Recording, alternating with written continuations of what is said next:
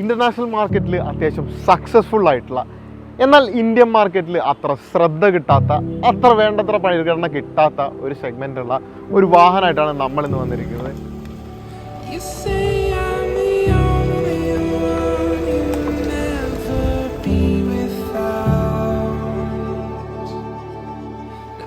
Introducing Hyundai Tucson. ഈ വാഹനത്തിൻ്റെ capabilities എന്താണ്, ഒരു 40 lakh ബഡ്ജറ്റ് മുടക്കുന്ന സമയത്ത് ഈ വാഹനം ചൂസ് ചെയ്യേണ്ടതുണ്ടോ ഇല്ലയോ എന്നുള്ളത് ഇന്നത്തെ വീഡിയോയോടുകൂടി നിങ്ങൾക്ക് തീരുമാനിക്കാൻ പറ്റും.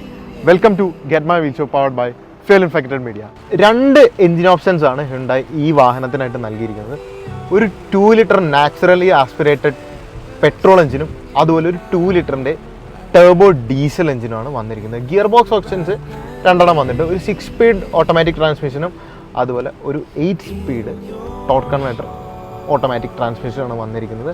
യൂഷ്വലി എല്ലാവരും ഈ വാഹനം ഹൈവേയിലോ സിറ്റീസിലോ ഒക്കെ ഓടിച്ചാണ് ഇതിൻ്റെ റിവ്യൂസും കാര്യങ്ങളൊക്കെ വന്നിരിക്കുന്നത്. അതുകൊണ്ട് തന്നെ നമ്മൾ ഇത്തവണ വിചാരിച്ചു കോഴിക്കോട് തന്നെയുള്ള ഏറ്റവും മനോഹരമായിട്ടുള്ള സ്ഥലമായിട്ടുള്ള, ഒരു പക്ഷേ നമ്മൾ മൂന്നാറിലെ ഗ്യാപ്പ് റോഡിനോട് കമ്പയർ ചെയ്യാൻ പറ്റുന്ന അത്രയും ബ്യൂട്ടിഫുൾ റോഡ്സ് ഉള്ള കക്കാടംപൊയിലേക്ക് തന്നെ പോയേക്കാം എന്നുള്ളത്.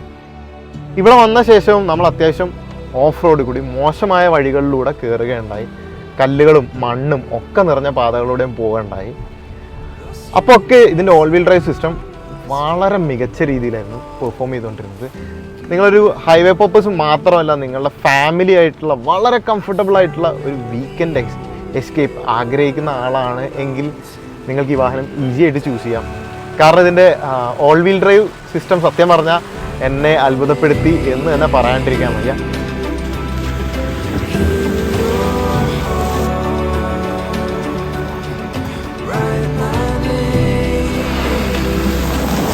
സ്മാർട്ട് എന്ന് പറയുന്ന ഒരു മോഡ് വന്നിട്ടുണ്ട്.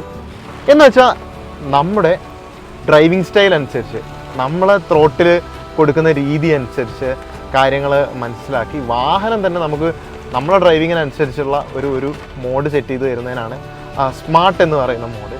അർജൻറ്റായിട്ടുള്ള സിറ്റുവേഷൻസിൽ വാഹനം തന്നെ ബ്രേക്ക് ചെയ്യലും അതുപോലെ ലെയിൻ അസിസ്റ്റ് കാര്യങ്ങളെല്ലാം വന്നിട്ടുണ്ട്. പക്ഷേ എന്നാൽ ഇന്നത്തെ നമ്മുടെ യാത്രയിൽ എന്ന് വെച്ചിട്ടുണ്ടെങ്കിൽ ഈ അഡാസ് ഫങ്ഷൻസ് എല്ലാം ഞാൻ അത്യാവശ്യം എല്ലാം തന്നെ ഓഫാക്കി ഇട്ടേക്കുവാണ്. കാരണം മറ്റൊന്നുമല്ല, ഞാനിന്ന് ഒരു ഹിൽ സൈഡിലേക്കാണ് വന്നിരിക്കുന്നത്.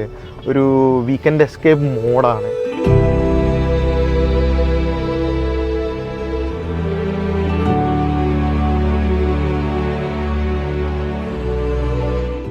ഓൾ വീൽ ഡ്രൈവ് വന്നുകൊണ്ടായിരിക്കും നന്നായിട്ട് റോഡിൽ പിടിച്ചിരിക്കുന്നുണ്ട്.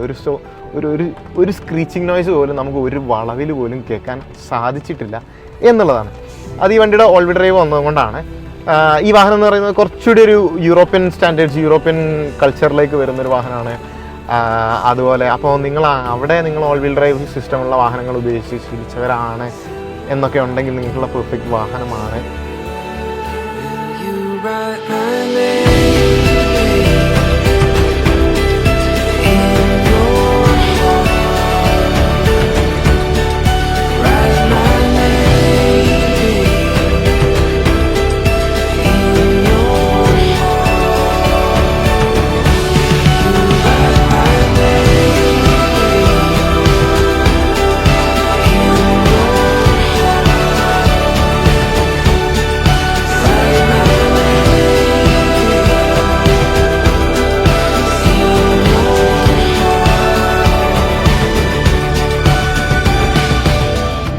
നമുക്ക് ഒരു ഫാമിലിയൊക്കെ ആയിട്ട് നമ്മളൊരു വീക്കെൻഡ് എസ്കേപ്പ് ഒക്കെ എടുക്കുന്ന സമയത്ത് അതിന് പറ്റിയ കേപ്പബിലിറ്റീസും കാര്യങ്ങളും ഈ വണ്ടിക്ക് നൽകിയിട്ടുണ്ട്, അല്ലെങ്കിൽ ഈ ഒരു പ്രൈസ് പോയിന്റിൽ നൽകിയിട്ടുണ്ട് എന്നുള്ളതാണ്.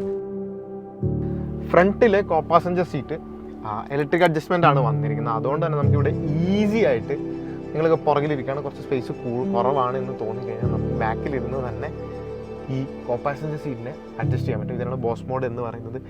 മെഴ്സിഡീസിൽ ഇതിനെ ഷോഫർ പാക്കേജ് എന്നൊക്കെ പറയാം. അങ്ങനെ ഓരോ ബ്രാൻഡിലും ഓരോ പേരും കാര്യങ്ങളൊക്കെ പറയുന്നത്. നമുക്ക് ആവശ്യത്തിനുള്ള സ്പേസും കാര്യങ്ങളും വന്നിട്ടുണ്ട്. 3 പേർക്ക് വിശാലമായിട്ട് ഇരിക്കാൻ പറ്റും. കൂടാതെ ഇതിൻ്റെ സെൻറ്റർ ടണലിന് ഈ പറയുന്ന വലിപ്പവും കാര്യങ്ങളൊന്നും ഇല്ലാത്തതുകൊണ്ട്, അവിടെ വലിയൊരു ഹമ്പ് വരാത്തതുകൊണ്ട് തന്നെ നടുവിലും സുഖകരമായിട്ടിരിക്കാം. നമുക്ക് ട്രെയിൻ കാര്യങ്ങളൊക്കെ വന്നിട്ടുണ്ട്. 3 സീറ്റ്സിനും സെപ്പറേറ്റ് ആയിട്ട് ഹെഡ് റെസ്റ്റും കാര്യങ്ങളും വന്നിട്ടുണ്ട്. അതുപോലെ 3 പോയിൻറ്റ് സീറ്റ് ബെൽറ്റ്സും കാര്യങ്ങളും വന്നിട്ടുണ്ട്.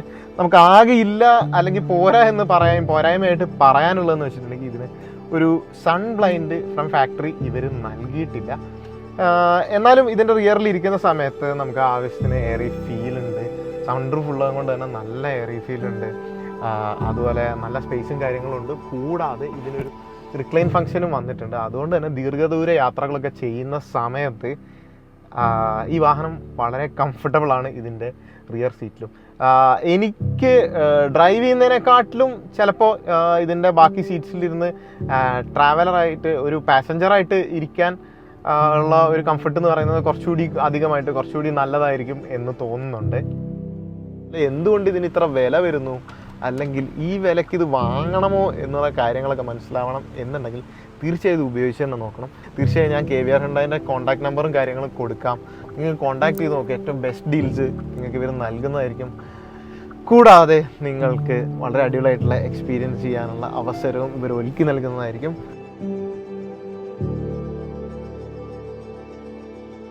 Once again, thank you so much for watching.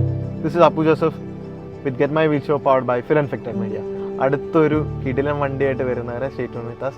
അതുപോലെ നമ്മളെ ഇൻസ്റ്റഗ്രാം അപ്ഡേറ്റ്സ് അറിയാൻ വേണ്ടി ഡെയിലി അപ്ഡേറ്റ്സും കാര്യങ്ങളും എല്ലാം കിടിലൻ വണ്ടികളുടെ അപ്ഡേറ്റ്സ് എല്ലാം നമ്മളെ ഇൻസ്റ്റഗ്രാം ചാനലിലാണ് ഉണ്ടാവുക. Thank you so much for watching.